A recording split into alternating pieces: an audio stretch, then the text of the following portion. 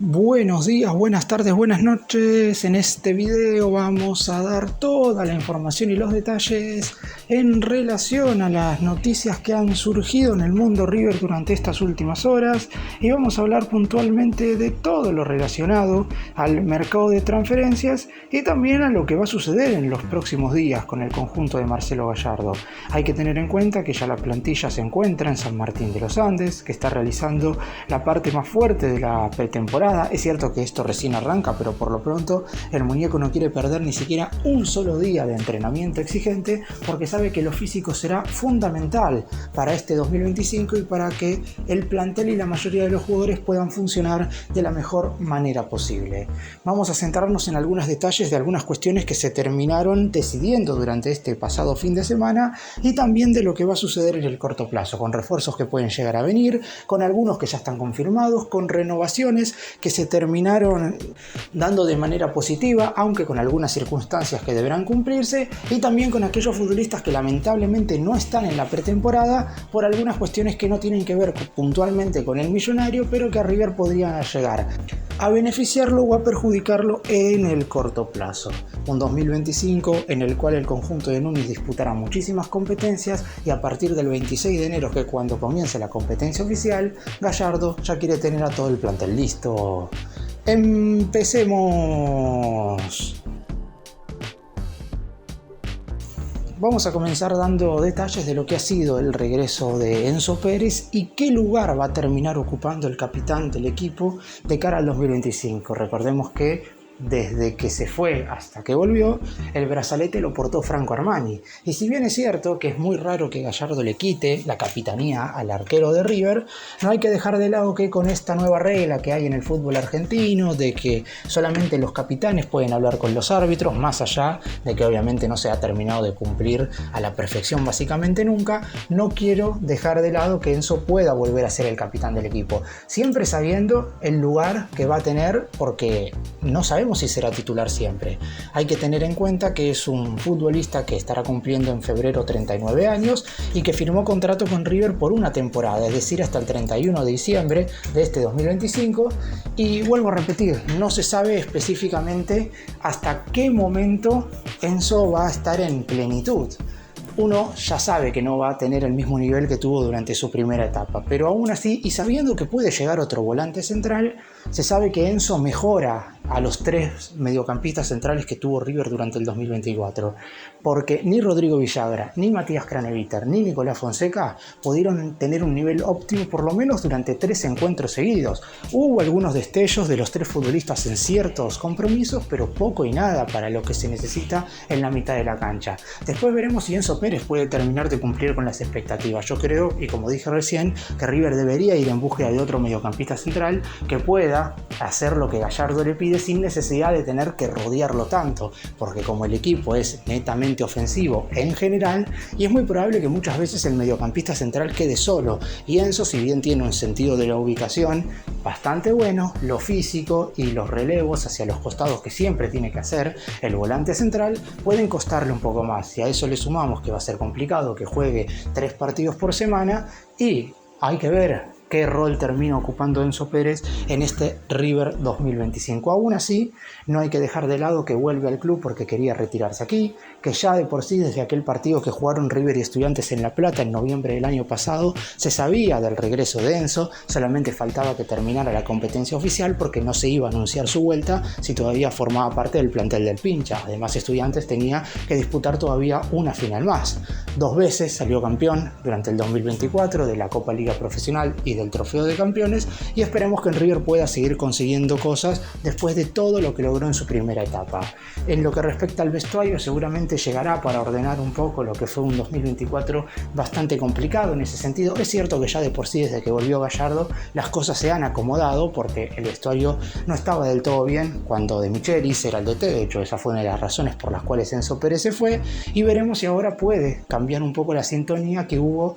desde que terminó partiendo por allá a finales del 2023. Pero obviamente, y esto es lo más destacado de todo, lo que haga dentro del campo de juego es lo que más le terminará importando al hincha. Así que esta pretemporada será clave para que el futbolista se ponga a punto físicamente. ¿Y cuál es el rol que ocupará Matías Rojas en River? Porque es un futbolista que cuando hacíamos la lista de posibles refuerzos, tanto en noviembre como en diciembre, nadie ponía al paraguayo con la posibilidad de llegar al más grande. Obviamente tampoco la mayoría sabíamos que su contrato con el Inter de Miami terminaba el 31 de diciembre y en ese motivo a partir del 1 de enero iba a poder decidir el equipo en el cual iba a jugar. De hecho recordemos que se había hablado mucho de que Rojas iba a ser refuerzo de Boca, teniendo en cuenta que Fernando Gago, el entrenador del Ceneice, lo había dirigido en Racing y que por lo pronto tenía intenciones también de tenerlo en este momento en el plantel del clásico rival del más grande. Sin embargo, como no avanzaron en ese sentido, fue River quien metió primera en estos días iniciales del 2025 y un llamado de Gallardo y una fácil reunión con su representante hicieron que el futbolista regresara a la Argentina, firmara contrato y estará por lo pronto a préstamo por un año. Sin embargo, a finales de este 2025, River puede comprarle el pase de manera final y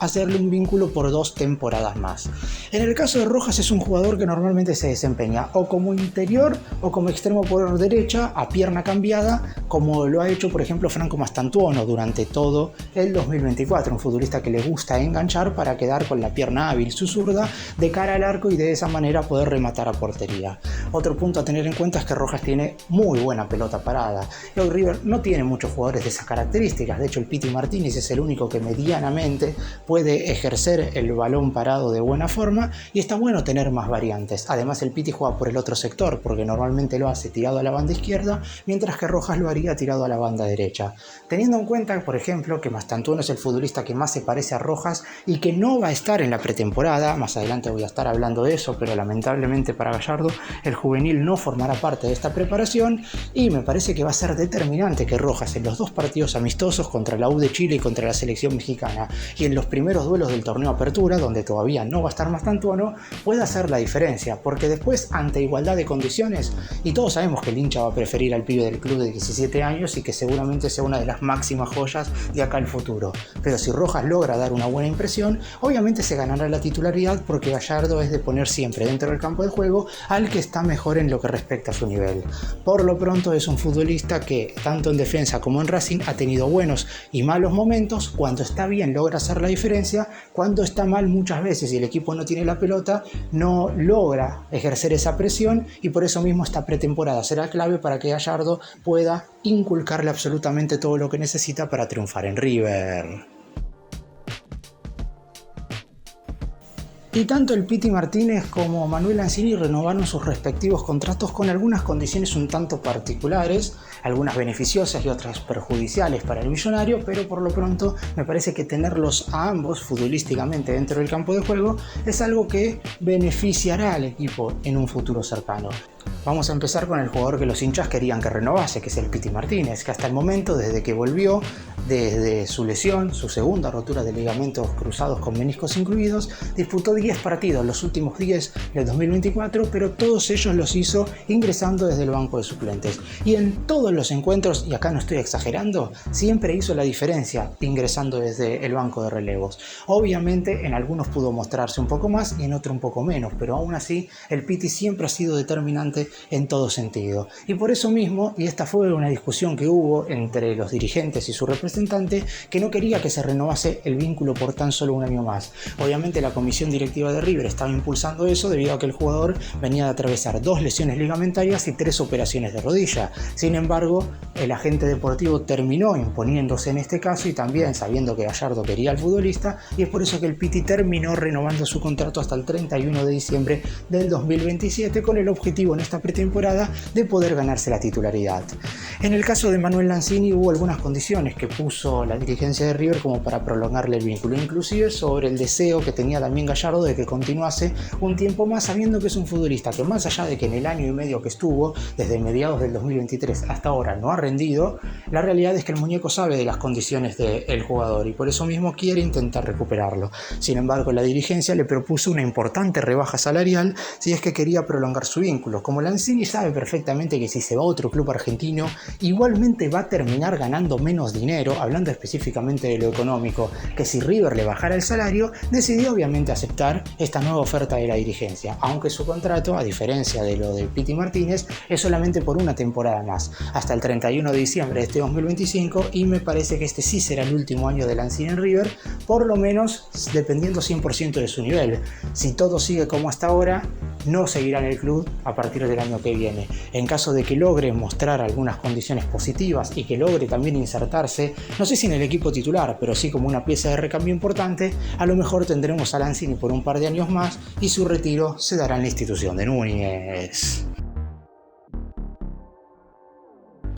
Y vamos ahora a hablar de los dos futbolistas que pueden llegar a regresar. En esta semana se podría estar dando el anuncio oficial de la vuelta de Gonzalo Montiel. Ya hubo una primera oferta hacia el Sevilla de España, pero la misma terminó siendo rechazada. El jugador fue titular en el primer encuentro del equipo español en este 2025, no tuvo un buen nivel, se desempeñó como lateral derecho y el Sevilla quedó eliminado en la Copa del Rey al caer 4-1 contra el Almería en condición de visitante,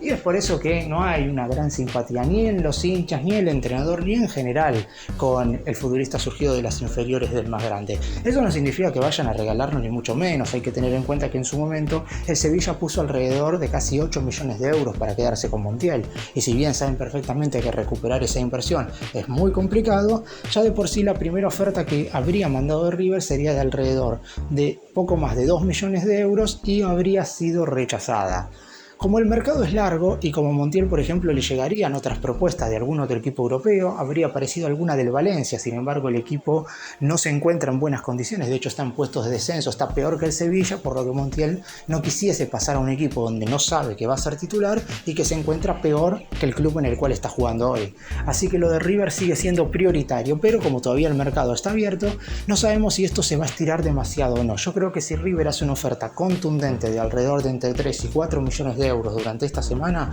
lo de Montiel se va a cerrar sin ningún tipo de problemas. El jugador ya le dio al ok a Gallardo de querer volver, pero será la dirigencia de River que en conjunto con la dirigencia del Sevilla deberán arreglar la transferencia y su regreso. En caso de pegar la vuelta, obviamente Montiel tiene que ser el lateral derecho titular, no porque Fabricio Bustos lo haya hecho mal durante el segundo semestre del 2024. De hecho, la llegada de Bustos fue importante en su momento para acomodar un poco al equipo sobre ese sector, pero Montiel estando bien hace la diferencia en todo sentido. El que saldría igual totalmente perjudicado es Agustín Santana, que no ha jugado todavía ni un solo minuto oficial con el muñeco, que ocupa cupo de extranjero y se convertiría en el tercer lateral derecho, por lo que todo estaría dado. En el momento para el cual se confirme la llegada de Montiel, Santana tendría que irse del club. Pero hasta el momento Gallardo primero quiere la confirmación del actual jugador del Sevilla para posteriormente dar salida a algunos futbolistas y de esta manera, por ejemplo, liberar cupo de extranjero. Montiel es un jugador que además necesita jugar para seguir manteniendo su lugar en la selección argentina. Y el otro regreso que están esperando los hinchas de River es el de Sebastián Driussi. Si bien es verdad que no hay un consenso en general para el regreso del atacante, lo que más molesta en este caso no es quizás la propia vuelta del delantero, sino el hecho de que River estaría cerca de abonar entre 8 y 10 millones de dólares para que finalmente se convierta en refuerzo. Si bien es verdad que no está en un equipo que ha sido protagonista en la MLS como es el Austin Football Club, sí es el jugador franquicia de ese conjunto norteamericano y por eso mismo no lo van a dejar salir tan fácilmente. Un punto a favor es que el jugador ya habría hablado con Gallardo y al igual que en el caso de Montiel habría dado el ok como para que se hiciera la operación, pero todavía hay que ponerse de acuerdo con el Austin, que es algo que si River va a abonar ese dinero recién mencionado no va a ser tan complicado, porque lo único que habría que definir es la forma de pago y la cantidad de cuotas en las cuales se va a poner ese monto total, porque después son esos números los que maneja el Austin para dejar salir a Driussi. También sabiendo que el jugador tiene intenciones de partir hacia el fútbol del exterior, en este caso volver a la Argentina, no van a imposibilitarle eso siempre y cuando aparezca el dinero. En caso de llegar Driussi, yo creo que ahí River no iría por otro atacante más, a menos que se terminen yendo dos de los delanteros que River tiene en la plantilla, porque con la llegada de Driussi, River tendría como jugadores ofensivos a Colidio, a Solari, a Borja, a Vareiro y a los dos refuerzos, a Tapia y a Driussi. Serían 6 delanteros. Ya de por sí Vareiro seguiría para dejar de ocupar cupo y solamente River iría en búsqueda de otro delantero más, ya sea si Borja o si Solari seguirían en este mercado de transferencias, lo cual todavía no es posible porque no ha llegado una oferta, pero no es algo que no se pueda dar bajo ningún tipo de circunstancia. Así que en este momento en River están a la espera de poder cerrar lo de Driussi. Durante esta semana habría novedades por sí o por no, porque tampoco es que la dirigencia quiere alargar tanto esto, teniendo en cuenta que una vez se terminen de traer todos los refuerzos, o por lo menos la gran parte de ellos, van a querer empezar a arreglar las salidas y que los representantes de ciertos jugadores traigan ofertas para dejar salir a estos futbolistas que no van a tener minutos, o por lo menos van a estar en una consideración muy por debajo de lo esperado de la mano del muñeco Gallardo. Así que en el caso de lo de Driussi, durante este día lunes, martes o a más tardar miércoles, River enviará una oferta concreta y formal al Austin, y yo creo que el equipo estadounidense, si todo está en regla, terminará aceptándola y Driussi volverá a River.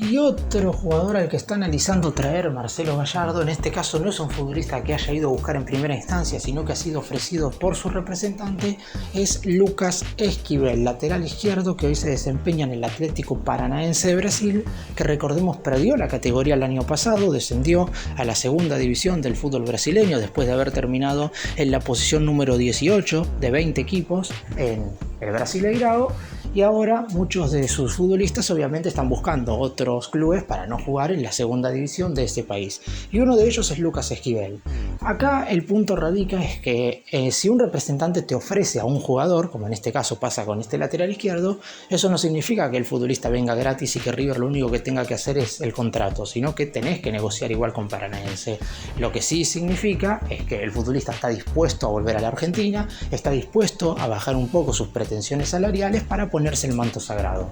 Recordemos que hace un par de días se terminó de confirmar la salida de Enzo Díaz, que va a jugar en el Sao Paulo de Brasil. A cambio, Giuliano Galopo, el mediocampista, viene desde el elenco brasileño hacia el más grande, pero con la salida de Enzo Díaz, River pierde un lateral izquierdo. Y como los dos jugadores que están en ese lugar son Marcos Acuña, que si bien es el titular indiscutible, ha sufrido muchas lesiones musculares durante el 2024 y obviamente no se descarta que pueda seguir teniendo molestias durante el 2025, y Milton Casco, que es un jugador experimentado y que a Gallardo le encanta. De hecho, es pedido del muñeco que no se vaya ahora en este mercado, sino que cumpla su contrato hasta finales del 2025, y obviamente se está analizando la chance de traer a Esquivel. Por lo pronto River debería abonar alrededor de entre 3 y 4 millones de dólares, lo mismo que prácticamente pondría por Montiel. ¿Cuál es el inconveniente, o por lo menos qué es lo que se está viendo? Primero, si el lateral izquierdo termina de convencer a Gallardo, porque si River no lo busca en primera instancia, quiere decir que por lo menos no aparece como primera alternativa. Y después, si el hecho de poner 3 o 4 millones por Esquivel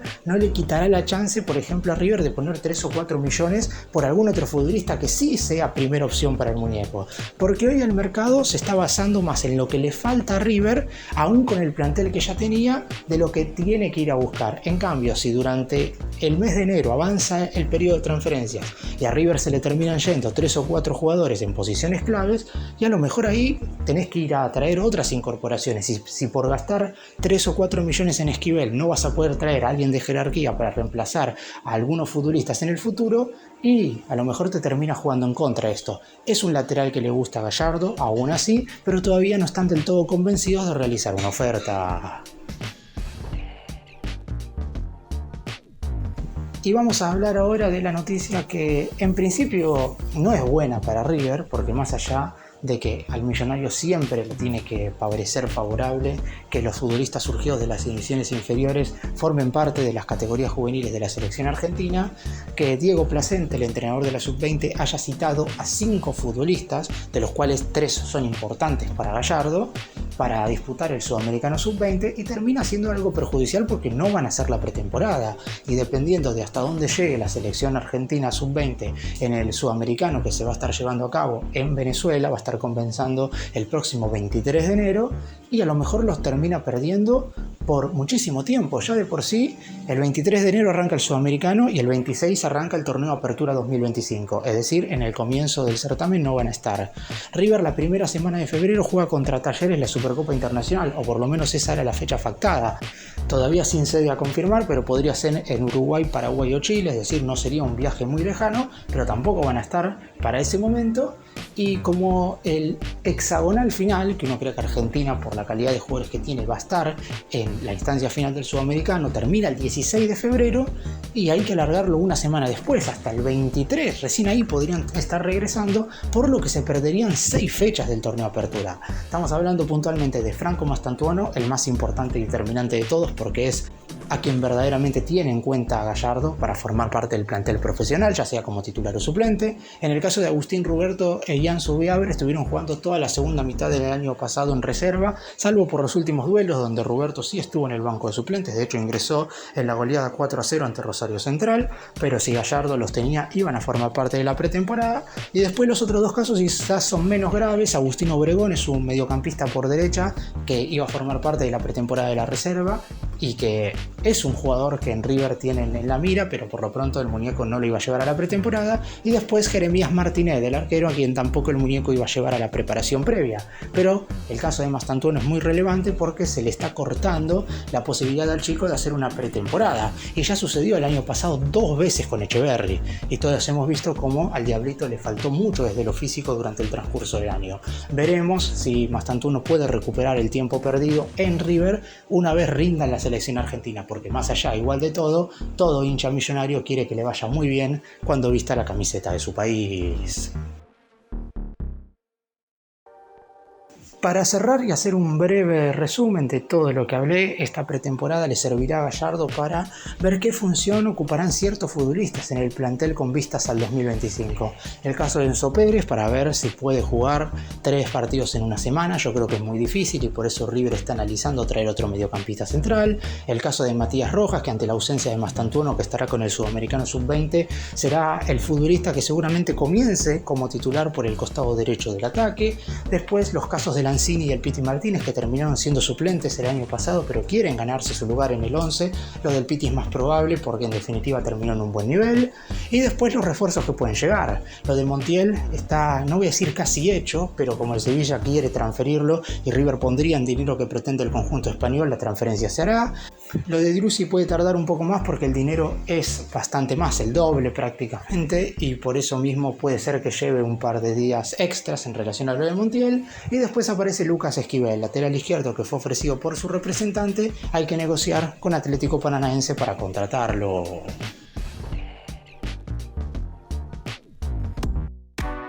Gracias por mirarnos, suscríbanse, nos vemos en el próximo video.